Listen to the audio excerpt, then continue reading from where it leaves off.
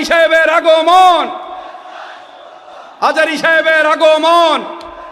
প্রিয় ভাইরা, আপনারা জানেন যে আমি প্রতি বিভাগে একবার করে সফর করছি। তো সেই সুবাদে রংপুর বিভাগের প্রোগ্রামটা আমি লালমনিরহাটে দিয়েছি এবং আমি আশ্বস্ত হয়েছিলাম যে লালমনিরহাটের প্রোগ্রাম খুবই গোছালো হবে, সুষ্ঠু হবে, শান্ত হবে। সেটার নমুনা আলামত আমি দেখতে পাচ্ছি আলহামদুলিল্লাহ। সবাই খুবই সুশৃঙ্খল, লক্ষ লক্ষ তাওহীদি জনতা, পেছনে অনেকে জায়গা পায় নাই কিন্তু কোনো আওয়াজ নাই, সবাই দাঁড়িয়ে আছে। এলইডি স্ক্রিন আছে, আপনারা স্ক্রিনে দেখতে পাচ্ছেন আলহামদুলিল্লাহ। আমি সবাইকে দেখতে পাচ্ছি, মাশাআল্লাহ মাশাআল্লাহ। শান্ত হয়ে আপনারা বসুন, অল্প কিছু সময় কথা বলার সুযোগ আমি পাবো। যেহেতু আমি হেলিকপ্টারে করে এসেছি, হেলিকপ্টারগুলোর আবার একটা পলিসি আছে, সানসেটের আগে, সূর্য ডোবার আগে তাদেরকে এয়ারপোর্টে আবার ল্যান্ড করতে হয়। তো এখানে 3:30টার মধ্যে আমাকে উঠে যেতে হবে। আমি যদি বারবার আপনাদেরকে থামাতে থাকি, শান্ত হতে বলি এবং এগুলোতেই যদি আমরা সময় নষ্ট করে ফেলি, তাহলে এই যে বিশাল মহাসমাবেশ, বিশাল আয়োজন, যেখানে 2-4টা আমি বার্তা দিতে চাই, এগুলো ব্যাহত হবে। লালমনিরহাটের ছেলেরা খুব ভদ্র, শান্তশিষ্ট। আসার পর থেকে আমাকে রিসিভ করা থেকে শুরু করে, স্টেজে আনা থেকে শুরু করে, এবং আলহামদুলিল্লাহ তরুণ জেনজি শ্রোতাদেরকে আমি দেখতে পাচ্ছি, তারা খুবই কোঅপারেটিভ। সহযোগিতা করার, কোঅপারেট করার, অ্যাসিস্ট করার মানসিকতা আমার ভাইদের আছে আলহামদুলিল্লাহ আলহামদুলিল্লাহ। আমি চাইব আমরা একটু নীরব নিস্তব্ধ পরিবেশ তৈরি করার একটু চেষ্টা করব। প্রচণ্ড রোদ, আপনাদের যেমন কষ্ট হচ্ছে আমারও কষ্ট হচ্ছে। ওনারা বলেছিল স্টেজকে সরাবে, উপরে পর্দা দিবে। আমি বললাম দরকার নাই, যেই পরিস্থিতিতে আছি আমরা বসি, শান্ত হইতে হবে। এখানে আমি শান্ত হইতে বলবো, ভলান্টিয়ার্সরা মাইক নিয়ে শান্ত হইতে বলবে, আমাদের সম্মানিত উপস্থাপক উনি শান্ত হইতে বলবে। এগুলোর অপেক্ষায় না থেকে নিজ দায়িত্বে আমরা সবাই শান্ত থাকি, যাতে লালমনিরহাটের এই প্রোগ্রাম একটা ইতিহাস হয়ে থাকে বাংলাদেশে। ঠিক কিনা বলেন? যখন আমি সময় দিব, শাউট করতে বলবো, নয়েজ করতে বলবো, তখন নয়েজ করতে হবে আওয়াজ করে। আর যখন কথা বলবো তখন একেবারে চুপ থাকতে হবে, একেবারে চুপ। মাশাআল্লাহ, হ্যাঁ ঠিক আছে, একেবারে চুপচাপ থাকতে হবে। ধুলা উড়ানো যাবে না, সামনে আগানো যাবে না। নিজের সুবিধা নিরাপত্তা বুঝতে হবে। এটা কোনো রাজনৈতিক সমাবেশ না, এখানে লাফালাফি, চিৎকার চেঁচামেচি, হাত দেখানোর দরকার নেই। হাত দেখানোর পর্ব শেষ। এখানেও ঠান্ডা হয়ে গেছে, মাশাআল্লাহ। হ্যাঁ মাশাআল্লাহ। আমাদের ভলান্টিয়ার্স ভাইরা, আমাদের স্বেচ্ছাসেবক ভাইরা, আইন শৃঙ্খলা রক্ষাকারী ভাইরা অনেক চেষ্টা করতেছে, মাশাআল্লাহ। Very good, I am very happy to C this scenario, মাশাআল্লাহ আলহামদুলিল্লাহ। আমি একটু দেখতে চাই যে রংপুর বিভাগের কে কোন জেলা থেকে আপনারা এসছেন। কুড়িগ্রাম থেকে কারা এসছেন দেখি, কুড়িগ্রাম। মাশাআল্লাহ মাশাআল্লাহ। আচ্ছা, গাইবান্ধা জেলার কে আসছেন? গাইবান্ধা, হ্যাঁ মাশাআল্লাহ। ঠাকুরগাঁও অনেকে আসছেন। দিনাজপুর জেলা থেকে, মাশাআল্লাহ। নীলফামারী, ঠিক আছে, ফি আমানিল্লাহ। পঞ্চগড় অনেক আসছে। রংপুর,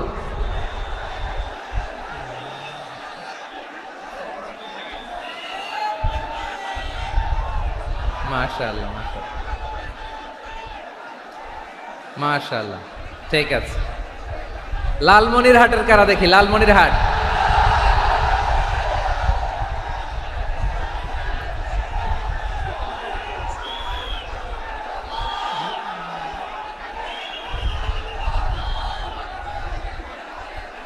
মাশাআল্লাহ মাশাআল্লাহ মাশাআল্লাহ।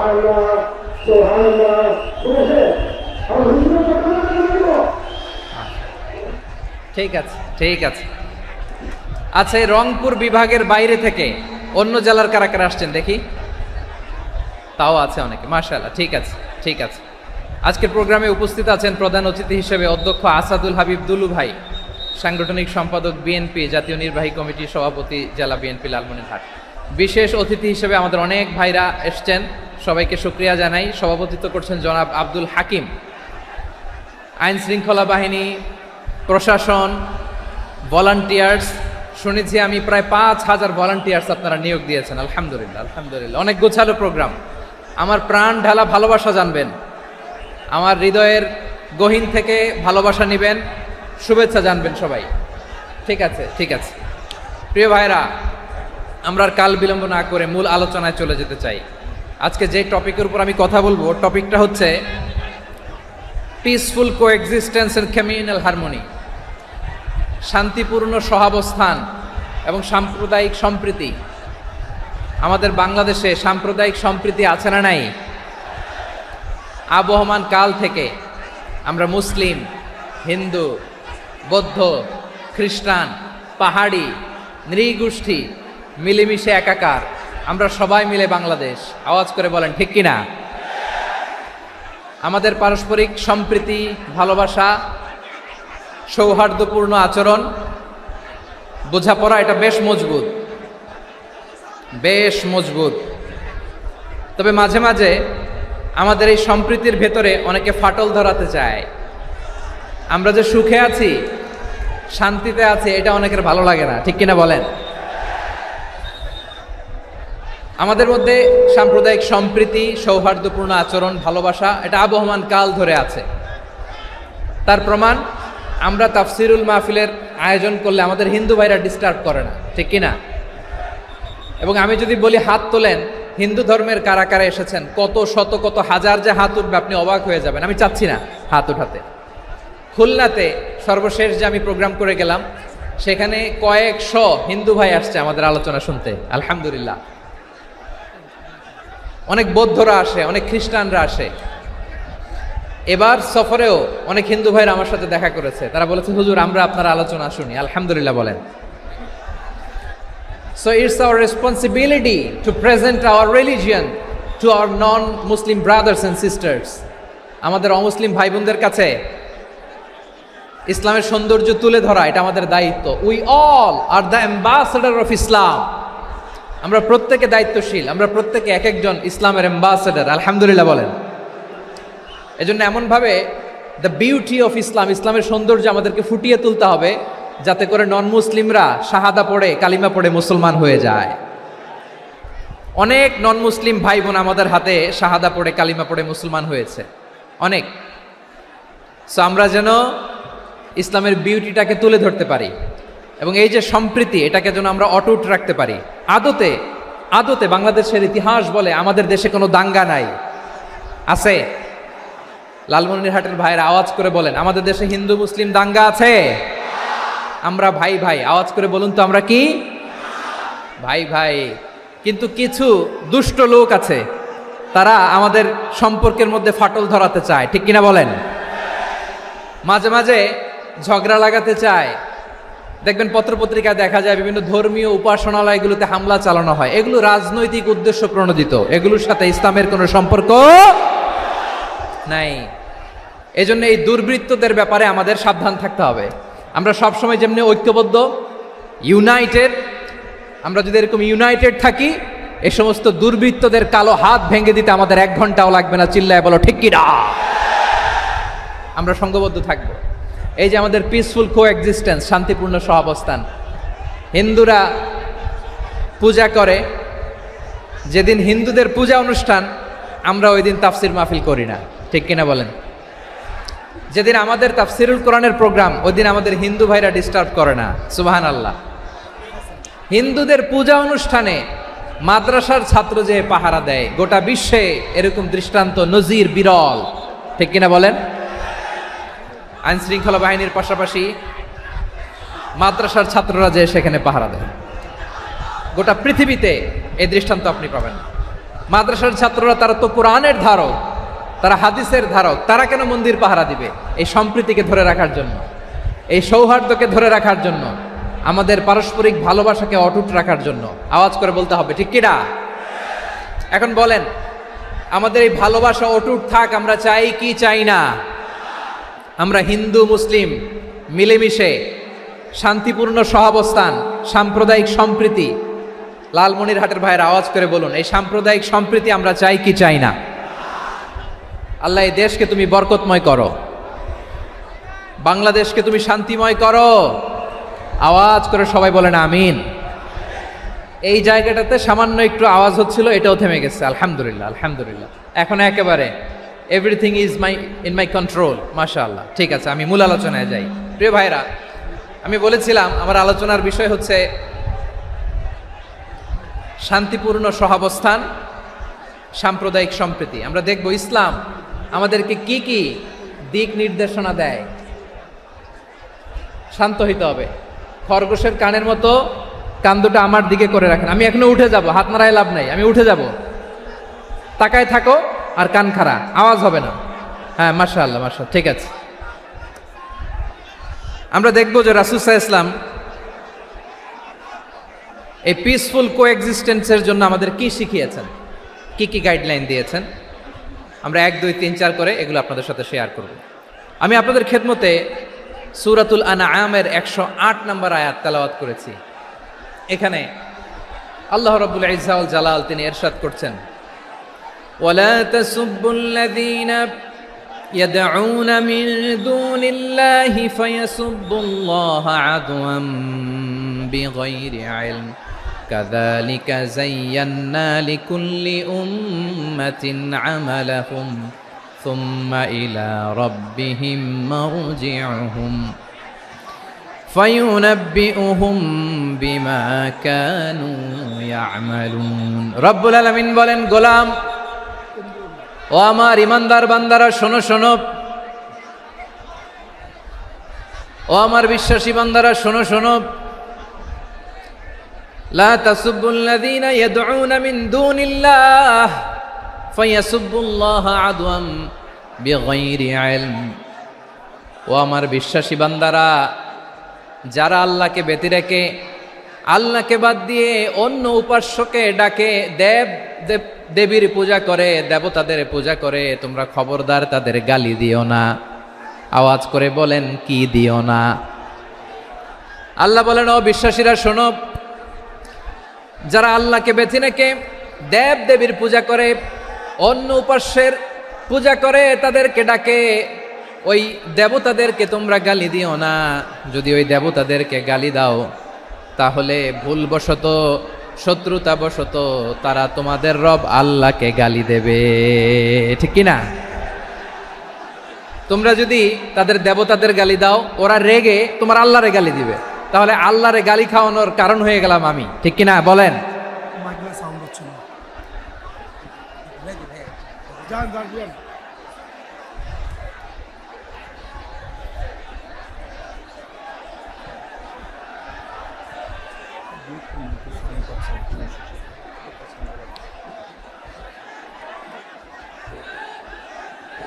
সম্মানিত ভাইয়েরা, এত বিশাল প্রোগ্রাম, মাইকের একটা সেটআপ থাকে, তারগুলো অনেক সময় নড়ে যায়, ধাক্কা ধাক্কিতে ডিসপ্লেস হয়, একটু ঝামেলা হবে।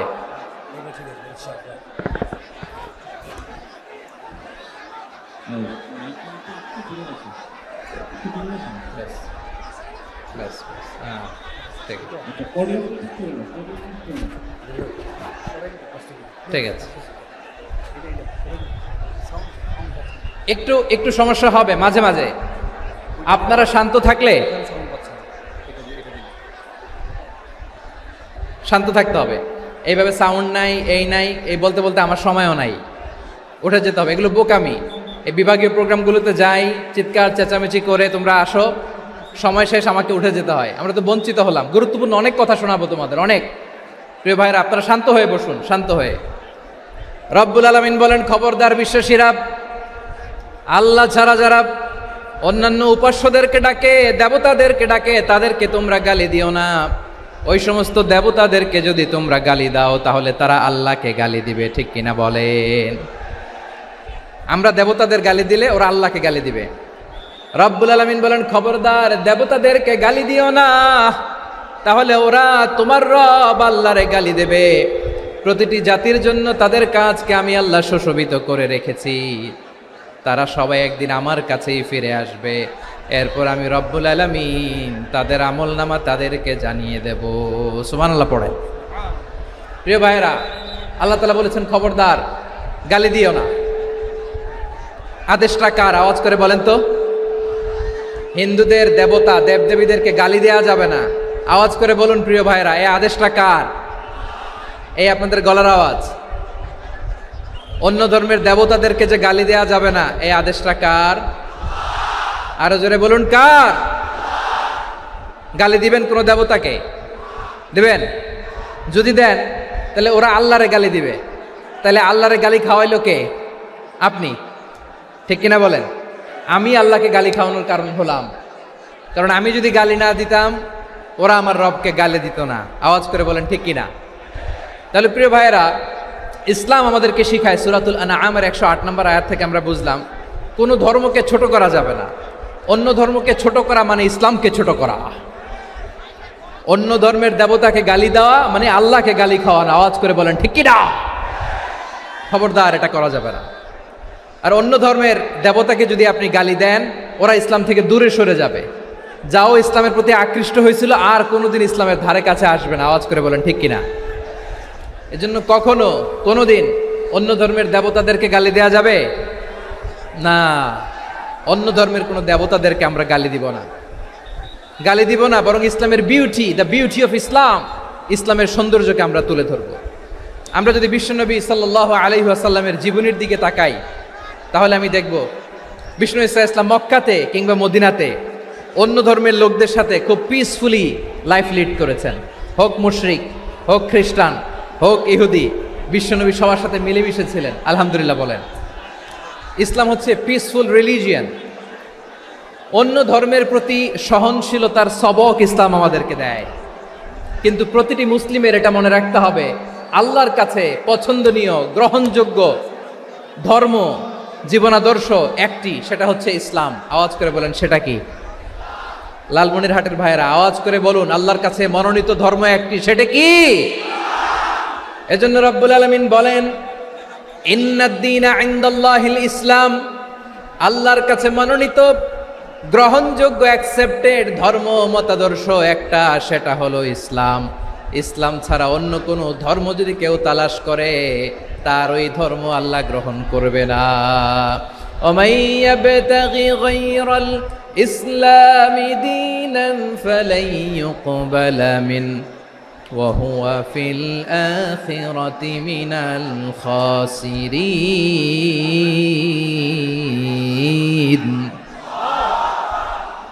Whoever seek anything except Islam, that won't be accepted from him, and he will be loser in the day of judgment. কিয়ামতের দিন ইসলাম ছাড়া কেউ যদি অন্য কোনো ধর্ম তালাশ করেছে দুনিয়াতে, তার এই মতাদর্শ গ্রহণ করা হবে না। and he will be loser, সে হবে লুজার, ক্ষতিগ্রস্ত, হাই হাই কোম্পানির ম্যানেজার। ওর আমও শেষ, সালাও শেষ। আওয়াজ করে বলেন ঠিক কি না? এজন্য ইসলাম পেয়ে আমরা খুশি না বেজার?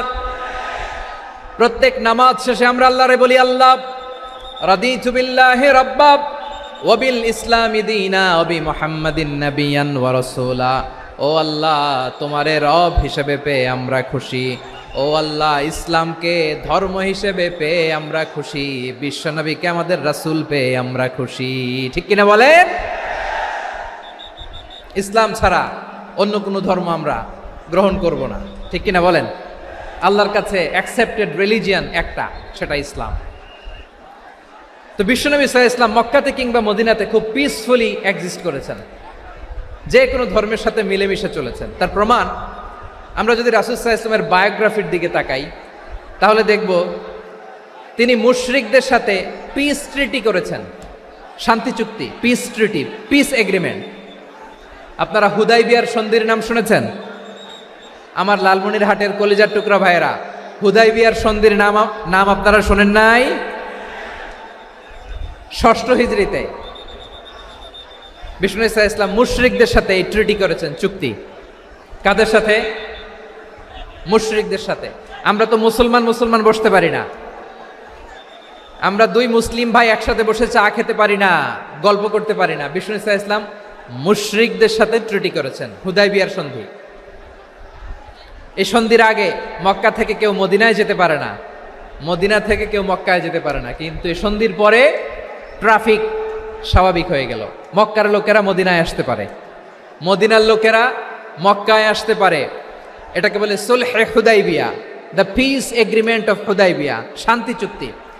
আমরা পৃথিবীতে এখন অনেক শান্তি চুক্তির নাম শুনি, এগুলো সব the piece treaty of Hudaibiya থেকে কপি করা। আল্লাহু আকবার। তাহলে বিশ্বনবী সাল্লাল্লাহু আলাইহি সাল্লাম তিনি যে শান্তিপূর্ণ সহাবস্থানে বিশ্বাসী ছিলেন, মুসলমানেরা যে অন্য ধর্মের প্রতি সহনশীল তার প্রমাণ হচ্ছে এই পিস ট্রিটি। শুধু তাই নয়, মাইকের সাউন্ডটা একটু বাড়াই দিতে হবে, খুব দুর্বল, একটু মজবুত করতে হবে, আর একটু ক্লিন করতে হবে, আর সবগুলা জায়গায় সাউন্ড যাচ্ছে কিনা একটু ক্রস চেক করতে হবে। হ্যাঁ, পাবেন পাবেন, দিচ্ছে mike operator, he is trying his level best, দিচ্ছে মাইক অপারেটর যিনি আছেন, প্রতিটি জায়গায় প্রতিটি সাউন্ড বক্সে যেন আওয়াজ পাওয়া যায়, একটু ক্রস চেক করেন, সাউন্ডটাকে একটু স্ট্রং করে দেন। হ্যাঁ, ঠিক আছে, মাশাআল্লাহ। এদিকে তাকান, এদিকে। মক্কার পার্ট গেল, পিস এগ্রিমেন্ট করলেন, শান্তি চুক্তি। বিষ্ণু ইসলাম মদিনায় যে কি করলেন? মদিনায় যে বিষ্ণু ইসলাম মদিনা চার্টার করলেন, মদিনা সনদ, সাহিফাতুল মদিনা, এটার বলে মদিনা চার্টার। যে ওয়েস্টে, ইউরোপে, আমেরিকাতে তারা অনেক চার্টার করে, এই সব চার্টার মদিনা চার্টার থেকে কপি করা। আওয়াজ করে পড়েন সুবহানাল্লাহ।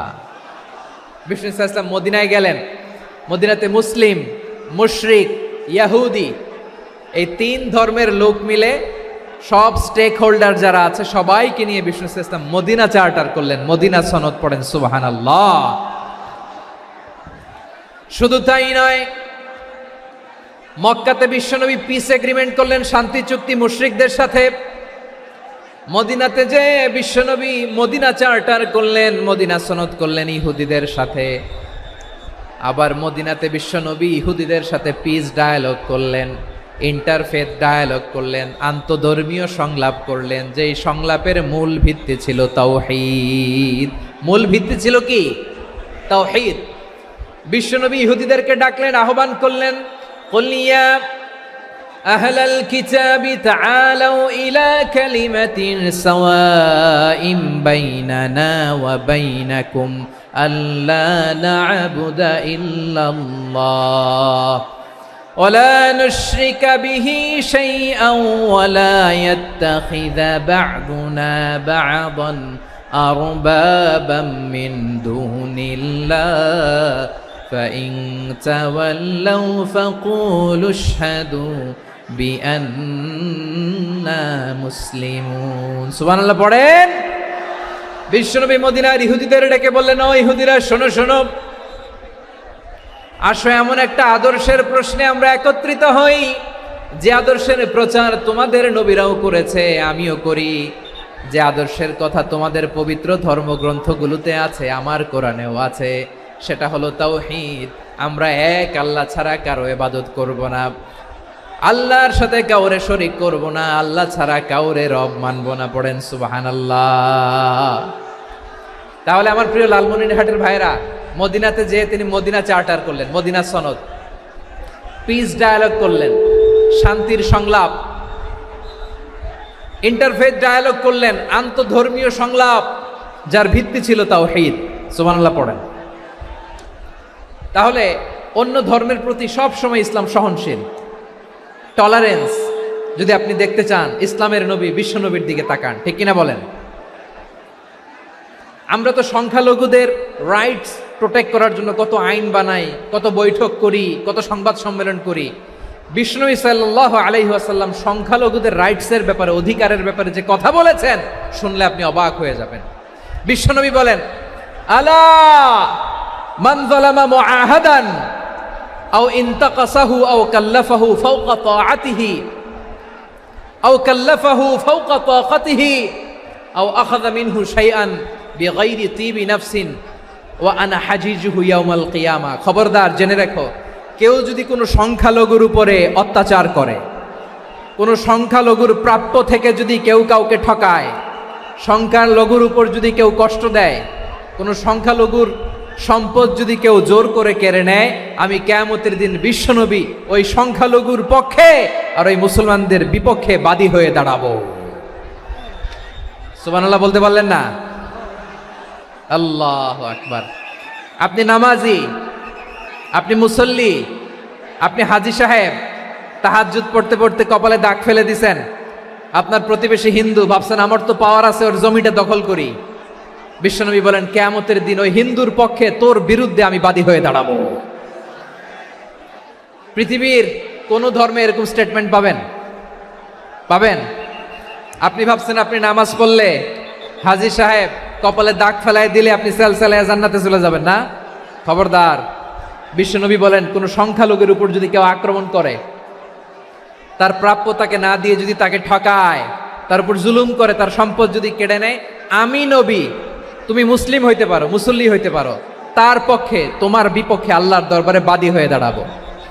আচ্ছা লালমনিরহাটের ভাইরা, কথা বুঝতে পারলে আওয়াজ করে উত্তর দেন। বিশ্বনবী যদি কারো বিপক্ষে দাঁড়ায় কিয়ামতের দিন, আই রিপিট, আমি আবারও বলছি, বিশ্বনবী যদি কিয়ামতের দিন কারো বিপক্ষে দাঁড়ায়, ও তো সেলসেলায়া জান্নাতি, তাই না? জান্নাতি না? যে নবীর সুপারিশ ছাড়া জান্নাতের গেটও দেখা যাবে না, ওই নবী যদি বলে তোর বিপক্ষে আমি বাদী হয়ে দাঁড়াবো, ওই জান্নাতে আর ঢোকার কোনো সুযোগ আমাদের থাকবে? এখানেই শেষ না আমার প্রিয় লালমনিরহাটের ভাইয়েরা, এখানেই শেষ নয়। বিশ্বনবী বলেন মান কাতালা মুআহাদান, বুখারীর বর্ণনা, মান কাতালা মুআহাদান লাম ইয়ারাহ রাইহাতাল জান্নাহ। কেউ যদি, কোনো মুসলিম যদি অন্যায়ভাবে কোনো সংখ্যালঘুকে হত্যা করে, কোনো হিন্দুকে হত্যা করে, কোনো বৌদ্ধরে হত্যা করে, অন্যায়ভাবে কোনো মুসলিম যদি কোনো সংখ্যালঘুরে হত্যা করে, জান্নাতে যাওয়া তো দূরের কথা, ওই মুসলিম জান্নাতের ঘ্রাণও পাবে না। সেই বুখারীর বর্ণনা, মান কাতালা মুআহাদান লাম ইয়ারাহ রাইহাতাল জান্নাহ ওয়া ইন্না রিহাহা লা ইউজাদু মিন মাসিরাতি 40 আমা। যে জান্নাতের ঘ্রাণ 40 বছর দূরের রাস্তা থেকেই পাওয়া যায়। সুবহানাল্লাহ পড়েন। প্রিয় ভাইরা, এখান থেকে জান্নাতে পৌঁছতে লাগবে 40 বছর। এত দূর, কত বছর? সবাই বলেন কত বছর? এখান থেকে জান্নাতে পৌঁছতে লাগবে 40 বছর। এত দূরে থাকতেই জান্নাতের ঘ্রাণ আপনার নাকে এসে ধাক্কা মারবে। বিশ্বনবী বলেন যে ব্যক্তি কোনো সংখ্যালঘুকে হত্যা করে, জান্নাতের ঘ্রাণ তো পাবেই, জান্নাতে তো ঢুকতে পারবেই না, জান্নাতের ঘ্রাণও তার নাকে লাগবে না। পড়েন নাউযুবিল্লাহ। তাহলে সংখ্যালঘুদের ব্যাপারে ইসলামে অধিকার দেয়া আছে না নাই? লালমনিরহাটের ভাইয়ের আওয়াজ করে বলেন, আমার সংখ্যালঘু হিন্দু ভাইদের রাইটস, অধিকার আমাদের ইসলামে প্রোটেক্টেড আছে না নাই? এখানেই শেষ না। বিষ্ণু ইসলাম আপনার অমুসলিম প্রতিবেশীর সাথে ভালো আচরণ করতে বলেছে। আমাদের হয় না এটা মুসলিম পাড়া, ওটা বৌদ্ধ পাড়া, হয় না? অনেক সময় হয় না এটা আমাদের মুসলিম পাড়া, ওইটা হিন্দু পাড়া, এরকম আছে না নাই? লালমনিরহাটে নাই না? আছে? হিন্দু যদি আপনার প্রতিবেশী হয় কি করবেন? ওর কষ্ট দিবেন নাকি? কেন? ও তো হিন্দু, ও তো আমার আল্লাহরে ডাকে না, ওরে কষ্ট দিলে জায়েজ হবে না? খবরদার। বিষ্ণু ইসলাম বলেন মান কানা ইউমিনু বিল্লাহ ওয়াল ইয়াউমিল আখির ফালিউকরিম জারাহ। যে আল্লাহ বিশ্বাস করে আর আখিরাতে বিশ্বাস করে, সেজন্য প্রতিবেশীর সাথে ভালো আচরণ করে। সুবহানাল্লাহ। কলিজা জুড়ায় যায় না আমার নবীর কথাগুলো শুনলে? যে আল্লাহ বিশ্বাস করে, যে আখিরাতে বিশ্বাস করে, সেজন্য প্রতিবেশীর সাথে ভালো আচরণ করে। এখানে বলছে মুসলিম প্রতিবেশী, বলছে নামাজি প্রতিবেশী, বলছে আল্লাহওয়ালা প্রতিবেশী, বলছে না। প্রতিবেশী আস্তিক হোক নাস্তিক হোক, প্রতিবেশী মুমিন হোক মুশরিক হোক, প্রতিবেশী হইলেই তার সাথে ভালো আচরণের দরকার আছে না নাই? আমার প্রিয় লালমনিরহাটের ভাইয়েরা, বিষ্ণু ইসলাম ওনার ইহুদি প্রতিবেশীদের দেখাশোনা করতেন। আওয়াজ না শোনা যাক, আমারও তো দেখা যায়, আমারও তো দেখা যায়। তাকায় থাকেন, তাকায় থাকলে সওয়াব হবে। কোরআনের কথা যেখান থেকে হয় এদিকে তাকায় থাকলেই বরকত। তাকায় থাকেন। জি জি, মাইক, আমি তার মাইক ঠিক করতে আসি না এদিকে, এই মাইক ঠিক করব, ওই মাইক ঠিক করব, ওদিকে পাইলট বলবে হুজুর চলে আসেন। জি বসুন, বসুন, মাশাআল্লাহ। হ্যাঁ, খুব শান্ত, ঠিক আছে। পুলিশ ভাইরা না খেয়ে দিনরাত আপনারা যাতে সুশৃঙ্খল একটা প্রোগ্রাম উপহার পান, এটাই চেষ্টা করতেছে। আপনাদেরকে কষ্ট দিতে আসে নাই, একটু একটু সহযোগিতা করেন। জি মাশাআল্লাহ, হ্যাঁ ঠিক আছে। আমার প্রিয় ভাইরা, প্রতিবেশী আস্তিক হোক নাস্তিক হোক, মুসলিম হোক হিন্দু হোক, তার সাথে ভালো আচরণ করতে হবে। বিষ্ণু ঈসা ইসলাম ওনার ইহুদি প্রতিবেশীর বাসায় যেতেন। কোন প্রতিবেশী? ইহুদি। আওয়াজ করে বলেন, কোন প্রতিবেশী? ইহুদি। এক ইহুদি কিশোর বিষ্ণু ঈসা ইসলামের খেদমত করতে, ইহুদি ছেলে আমার নবীর খেদমত করতো, তারা ছিল নবীর প্রতিবেশী। তো অনেক দিন হয় ইহুদি ছেলেটা আসে না।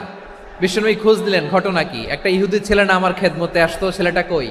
খোঁজ নিয়ে জানলেন ছেলেটা অসুস্থ। বিষ্ণু ঈসা ইসলাম ওই ইহুদির বাড়িতে চলে গেলেন ওই ছেলেটাকে দেখা করার জন্য, ভিজিট করার জন্য। সুবহানাল্লাহ পড়বেন না? গেলেন, যে দেখে ইহুদি ছেলেটা মুমূর্ষ, যান যান যায় যায় ভাব, বিছানায় পড়ে আছে, তার বাবা দাঁড়ানো। বিশ্বনবী তার মাথার পাশে বসলেন, মাথায় হাত বুলিয়ে দিলেন, আর ছেলেটাকে বললেন, আসলিম, হে ইহুদি ছেলে, আসলিম, ইসলাম ধর্ম গ্রহণ করো। তো ছোট্ট ছেলে ভাবে আমরা ইহুদি, এখন ইসলাম ধর্ম গ্রহণ করলে আব্বা যদি বকা দেয়, ফানাযারা ইলা ওয়াজহি আবি, ছেলেটা তার বাবার চেহারার দিকে তাকালো, দেখি আব্বা কি কয়। আব্বা যদি বলে তাইলে ইসলাম ধর্ম গ্রহণ করব। ইহুদি ছেলেটা তার বাবার দিকে যখন তাকালো, ওর বাবা বলে, আতি আবুল কাসিম, আবুল কাসিম যা বলে তাই করো। আবুল কাসিম হচ্ছে বিষ্ণু ঈসা ইসলামের একটা কুনিয়াত, উপনাম। আমার রাসূলের বড় ছেলের নাম ছিল কাসেম। যেমন দেখবেন আমাদের এলাকায় কারো ছেলের বড় ছেলের নাম যদি হয় আব্দুল্লাহ, এরা আব্দুল্লাহর বাপ বলে ডাকে। কারো বড় মেয়ের নাম যদি হয় ফাতেমা, এরা কি ডাকে? ফাতেমার বাপ বলে না? তো বিষ্ণু ঈসা ইসলামের বড় ছেলের নাম ছিল কাসেম। ইহুদি বাবা বলল, আতি আবুল কাসেম, আবুল কাসেম যা বলে তাই শোনো, মানে মোহাম্মদ যা বলে তাই শোনো। এই কথা শুনে ছেলে সাহস পাইছে, ছেলে আবার পড়তে আরম্ভ করলো, আশহাদু আল্লাহ ইলাহা ইল্লাল্লাহ ও আশহাদু আন্না মুহাম্মাদার রাসূলুল্লাহ, পড়েন আল্লাহু আকবার।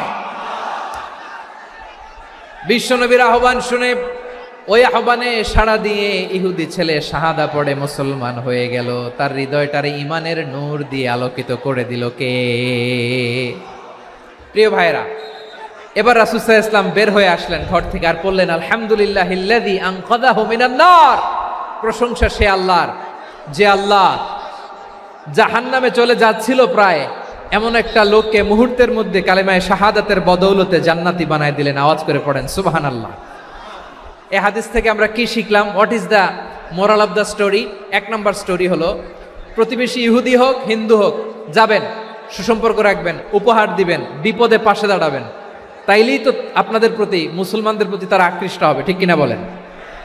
আপনি যদি হিন্দুদের সাথে বৌদ্ধদের সাথে নাই মিশেন, নাস্তিকের কাছে নাই যান, তো ইসলামের সৌন্দর্যটা ওরা বুঝবে কেমনে? আমার অনেক হিন্দু পরিচিত ভাই আছে, ওরা আমাদের ইফতারির প্রোগ্রামে এসে একসাথে ইফতারি করে। অনেক মদখোর আমার সাথে বসে একসাথে ডিনার করে, হাফ প্যান্ট পরা, গলায় স্বর্ণের চেইন, হাতে স্বর্ণের ব্রেসলেট, আইসা আমার সাথে ডিনার করছে, আছে এরকম।